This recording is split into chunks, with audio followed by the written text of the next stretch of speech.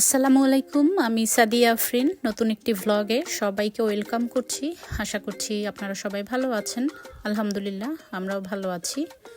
তো নতুন একটি সকাল শুরু হলো খুব সুন্দর ওয়েদার নিয়ে। অনেক দিন ওয়েদারটা খারাপ ছিল, এখন খুব ভালো একটা ওয়েদার চলছে। আর এইদিকে আমাদের প্রায় সামার হলিডেও শেষের দিকে, বাচ্চাদের স্কুল শুরু হয়ে যাবে কয়েকদিনের মধ্যে।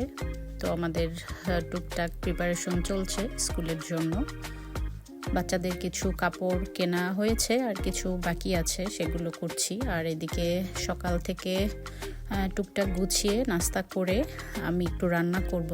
তো অনেক দিন বাচ্চারা ঘরের খাবার খেতে খেতে প্রায় 2-3 দিন বাইরেও খেলো। এখন চিন্তা করলাম আর মাছ ভাত মাংস এগুলো আর করবো না, একটু চাউমিন করি।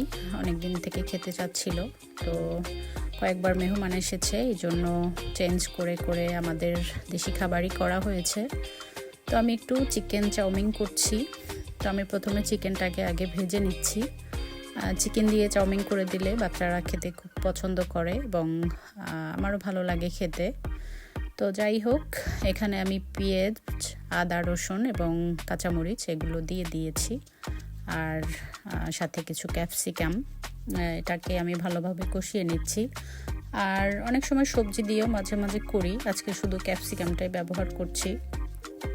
বাচ্চারা সব সময় সবজি দিলে আবার খেতেও চায় না। তো যাই হোক, এই তো আমার চাউমিনটা রেডি হয়ে গিয়েছে। আমি বাকিটা টুকটাক করে নিয়েছি। তো যাই হোক, আমার চাউমিনটা রেডি হয়ে গিয়েছে। আর আমি এদিকে একটু চিংড়িও ফ্রাই করব চাউমিনের সাথে। অনেক দিন থেকে খেতে চাচ্ছিল বাচ্চারা চিংড়িটা ফ্রাই। তো আমি এদিকে চিংড়িটাও একটু ফ্রাই করে নিচ্ছি। চিংড়িটা আমি আগেই কুটে রেখেছিলাম, এরপর আমি একসাথেই মাখিয়ে নিয়েছি। একটা একটা করে আর মাখাইনি, তো একটা একটা করে মাখালে অনেক সময় লেগে যায়। তো এদিকে আমি বাইরে একটা রুটি দিয়েছিলাম পাখিকে খেতে, এসে দেখি একটা বিড়াল এসে খেয়ে যাচ্ছে। জানি না বিড়ালটা কাদের, সবসময় এখানে আসে। তো আমি দেখে ভালো লাগলো, এই জন্য একটু ভিডিও করে নিলাম তাকে। বিড়ালটা দেখতে কিছুটা চিতাবাঘের মতো লাগছে আমার কাছে। তো যাই হোক, এই তো রুটিটা সে খাচ্ছে আর আমাকে খেয়াল করেনি যে আমি এখান থেকে তাকে ভিডিও করছি। ভালোই লাগে দেখতে। কয়েকটা বিড়াল আসে আমাদের এখানে, কালো রঙের একটা বিড়াল আসে, এটা আসে। তো কয়দিন আগে দেখেছি একটা পাখি ধরে খাচ্ছে এই বিড়ালটায়। তো যাই হোক, দুপুরের খাওয়া শেষ করে এরপর বিকেলে একটু বের হয়েছি বাচ্চাদের ইউনিফর্মের জন্য। ইউনিফর্ম মূলত না, বাচ্চাদের স্কুলের জুতা দরকার আর ছেলের জন্য ট্রাউজার। তো প্রথমে আমি আমাদের এরিয়াতে যাব, ওখানে গিয়ে আমার ছেলের ট্রাউজারটা কিনে এরপর আমরা অন্যদিকে যাব। তো কয়দিন আগে এসেছিলাম, ছেলের সব কিছুই কেনা হয়েছে, শুধু ট্রাউজারটা ওই দিন ছিল না, কারণ ওটা একটু বড় সাইজ দরকার। তো যাই হোক, আমি আমার বড় ছেলে এবং মেয়ে দুজনে কেনাকাটা শেষ করে আমি আমার ছেলেকে ঘরের সামনে নামিয়ে দিয়ে এসেছি। এরপর আমি আর আমার মেয়ে এসেছি জুতা কেনার জন্য। তো আমাদের এখানে স্পোর্টস ডাইরেক্ট আছে, এখানে যাচ্ছি। এখানে অনলাইনে কিছু দেখেছিলাম আমি, তো আমার মেয়ে পছন্দ করেছে, এই জন্য গিয়ে একটু দেখে আসি। আর আমারও অনেক দিন এখানে আসা হয় না, এখানে টিকে ম্যাক্সে যেতে একটু ইচ্ছা করছিল। অনেক দিন টিকে ম্যাক্সে যাই না, টুকটাক জিনিসপত্র দরকারও ছিল। তো প্রথমেই জুতার জন্য স্পোর্টস ডাইরেক্টে ঢুকেছি। ওদের এখানে অনেক জুতা ছিল, যে জুতোগুলো আমার মেয়ে যেখান থেকে পছন্দ করেছে। আর দুই ছেলের জন্য অবশ্য অন্য জায়গা থেকে অলরেডি কেনা হয়ে গিয়েছে, মেয়েরটাই শুধু বাকি ছিল। ছেলেদেরটা যে দোকান থেকে কিনেছি ওখানে আবার মেয়ের সাইজটা পাইনি, তো তাই এখানে এসেছি। আর যাই হোক, এখানে বিভিন্ন টাইপের অনেক জুতা ছিল, যেখান থেকে স্কুলের জন্য তো একটা সাইট থাকে আলাদা, যেটা অনলাইনে দেখে এসেছি, তাদের দেখালাম। এরপর তারা সাইজ নিয়ে আসছিল, তাদের ডিসপ্লেতে যেগুলো ছিল এগুলো ছোটো সাইজের ছিল। আর আমরা ঘুরে ঘুরে দেখছিলাম অন্য অন্য জিনিসপত্র। আমার খুব পছন্দ হচ্ছিল কিছু জুতা। জুতাটা খুব সুন্দর লেগেছে, এটা নাইকের জুতা ছিল, খুবই ভালো লেগেছে। সাদা কালো এর মধ্যে জুতাগুলোই সবসময় ভালো লাগে। তো আমার এখন আপাতত আছে, এই জন্য আর কেনা হলো না, মেয়ের জন্য কিনে নিয়েই যাব। আর কয়েকটা দোকানে ঢুকেছিলাম এই ফাঁকে, অন্য কিছু জুতো ছিল এখানে দেখার জন্য। তো খুব ভালো লেগেছে। আর এই জুতোগুলো ছিল খুবই দামি। কিছু কিছু জুতো ছিল যেগুলো আসলে এত দামি, আর হচ্ছে সেটা ডিজাইনটা একটা পচা একটা ডিজাইনার আর কি।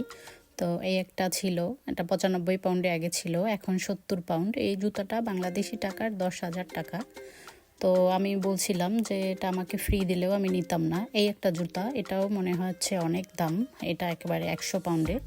100 পাউন্ডে এই জুতাটা বাংলাদেশি টাকায় সম্ভবত এখন প্রায় 15,000 না, আরও বেশি, 15,000-এর কাছাকাছি বা 20,000-এর কাছাকাছি এরকম হবে। তো ডিজাইনগুলো দেখে আমার একটু ভালো লাগেনি, কেন জানি না। আমার অনেক কিছু অনেক দামি থাকলেও যদি আমার কোনো জিনিস ডিজাইন পছন্দ না হয় সেটা আমার ভালো লাগে না। আর কিছু কিছু জিনিস আছে হয়তো 5 পাউন্ডেও যদি কিনি, ডিজাইনটা ভালো লাগলে, কালারটা ভালো লাগলেই আমার ভালো লাগে। তো যাই হোক, এখানে অনেক দামি দামি জুতা দেখলাম যেগুলো আসলে ভালো লাগেনি আর কি, যেটা সবচেয়ে বড় কথা। তো আমরা ঘুরে ফিরে দেখে এরপর চলে যাচ্ছি।